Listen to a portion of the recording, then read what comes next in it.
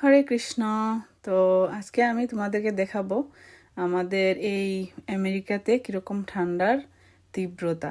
তো এই যে দেখো, আমি এখানে একটা জলের গ্লাস রেখে দিয়েছিলাম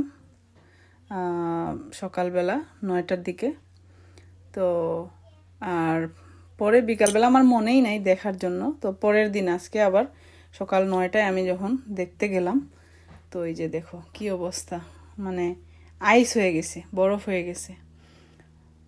দেখো কি সুন্দর একদম, মানে আর জল বলতে আর কিছু নেই, সবগুলো আইস হয়ে গেছে। তো অনেক আইস এখানে পড়ে আছে বাইরে।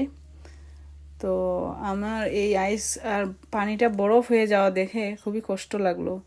আর যে যাদের ঘর নাই, আমরা তো ঘরের ভিতরে আছি সব সময়, এখানে হিট চালানো আছে ঘরের ভিতরে। তো যাদের ঘর নাই, ওরা বাইরে রাস্তায় কিভাবে থাকে সেটাই আমার মনের মধ্যে আসলো, আর ওদের প্রতি খুবই কষ্ট লাগলো। যে আর ভগবানের কাছে প্রার্থনা করলাম যে যারা যাদের ঘর নাই, হোমলেস পিপুল অনেকেই আছে আমেরিকাতেও হোমলেস, তো তাদেরকে যেন ভগবান একটা ঠিকানা করে দেন, সেই প্রার্থনা। আর দেখো আমি বরফ দিয়ে খেলা শুরু করলাম এখানে। তো তোমরা দেখে নাও কিভাবে বরফগুলা। আর এই যে সূর্য মামা উঠে গেছে, তারপরেও বরফ কিন্তু গলতেছে না। হরে কৃষ্ণ।